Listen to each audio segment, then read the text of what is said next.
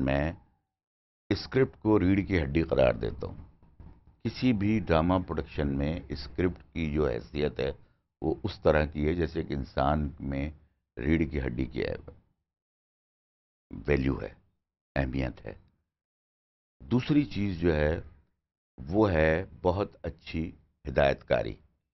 ایک اچھے پلے کو ایک برا ہدایت کار بہت خراب بھی کر سکتا ہے. ٹھیک ہے. تیسری چیز جو ہے وہ ہے اداکاری، پرفارمنس.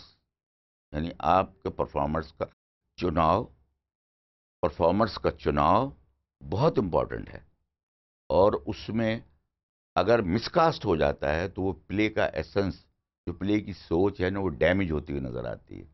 لیکن اگر ایک اچھا پرفارمر اسی سوچ کو جب کرتا ہے تو وہ چار چاند لگا دیتا ہے. اور اس کے بعد پھر ذرا اور ٹیکنیکلی اس کی طرف جائیے تو آپ کو لائٹنگ ملے گی. اچھی لائٹنگ کو ایک وہ ناظر جو ڈرامے کو صحیح معنوں میں سمجھتا ہے، وہ ایک اچھی لائٹنگ میں سر نے کھڑکی کے کنارے اگر ایک شخص بیٹھا ہوا ہے، اس کھڑکی سے لائٹ آ رہی ہے، کھڑکی کی سائڈ کا چہرہ لٹ اپ ہوا ہے اس کا، یا ادھر سے سورس لائٹ مل رہی ہے، تو وہ انجوائے کر رہا ہے. وہ دیکھنے والا کہ یار اس نے بڑا خیال رکھا ہے اس بات کا کہ پیچھے سے لائٹ نہیں ہو رہی بلکہ کھڑکی کی طرف. یہ لیکن بنیادی چیزیں تین ہیں: اچھی اسکرپٹ رائٹنگ، بہترین ڈائریکشن، اور کاسٹنگ. اس پہ ایک اچھا پلے بیس کرتا ہے.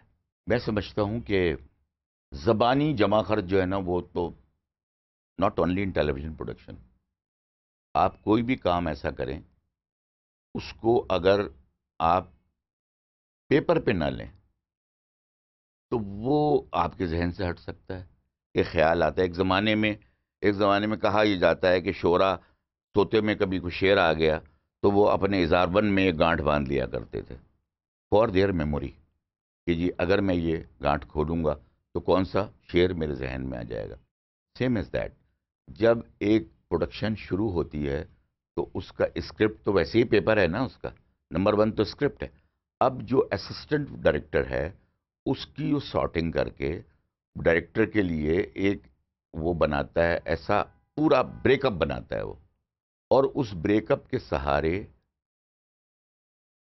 پلے کی پروڈکشن ہوتی ہے.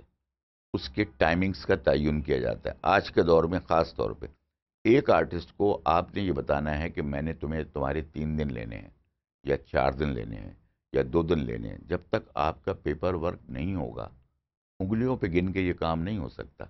کاغذ پہ لکھا ہوا ہوگا، آپ کے سامنے ہوگا کہ اس ڈرائنگ روم میں اس کریکٹر کے کتنے سین ہیں، اس بیڈ روم میں کتنے سین ہیں، کچن میں کتنے سین ہیں، شیو کرتے ہوئے کتنے سین ہیں. ایک چیز ڈائننگ ٹیبل پہ لنچ ہے، ڈنر ہے. یہ سب چیز جب تک تحریر میں کاغذ پہ نہ ہو تو میں یہ سمجھتا ہوں کہ کوئی پروڈکشن ممکن نہیں ہے. اس لیے میں اپنے اسسٹنٹس کو خاص طور پہ یہ ہدایت دیتا ہوں کہ اگر تمہارے ذہن میں ایک چیز آ رہی ہے، مثال کے طور پہ پالک کا ساگ مجھے چاہیے، اس نے کہا ہاں سر مجھے یاد ہے، میں لکھ دوں گا، کر دوں گا. اب میں جب سین کھڑا ہوا، میں نے کہا جی بزنس کے لیے مجھے پالک کا ساگ چاہیے.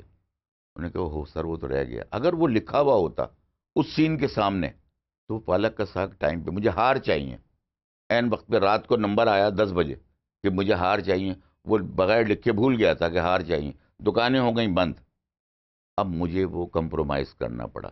جبکہ کمپرومائز کرنا جو ہے نا، سب سے بڑی برائی جو ہے وہ کسی پروڈکشن کے ساتھ کمپرومائز کرنا ہے. مجھے کمپرومائز کرنا پڑا کہ وہ ہار بغیر میں سین کروں. اور اس کی وجہ کیا بنی کہ میرے اسسٹنٹ نے اس چیز کو لکھا نہیں، پوائنٹ آؤٹ نہیں کیا کہ جی اس میں ہار چاہیے، یا موتی ہے کہ وہ یہ چاہیے، گلو بند چاہیے، یا جو بھی چیز. اس لیے میرے نزدیک تحریری طور پہ پروڈکشن میں ہونا ہر چیز کے لیے بہت ضروری ہے. پراپس کے لیے، سیٹ ڈویژن کے لیے، سیٹس کے لیے، لائٹنگ کے لیے، ڈے اینڈ نائٹ کے لیے، وہی لائٹنگ آپ کہہ لیں اس کو، ہر چیز کے لیے.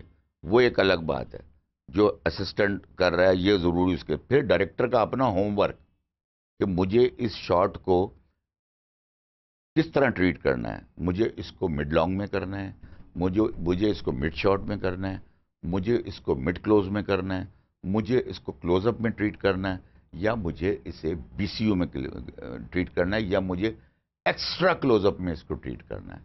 یہ اگر میں لکھوں گا نہیں تو میں وہاں سوچ رہا ہوں گا بیٹھا ہوا، میں اپنا ٹائم ضائع کر رہا ہوں، میں کیمرہ مین کا ٹائم ضائع کر رہا ہوں. اس لیے ڈائریکٹر کا اپنا اسکرپٹ پہ جو لکھا ہوا ورک ہے وہ بہت ضروری ہے.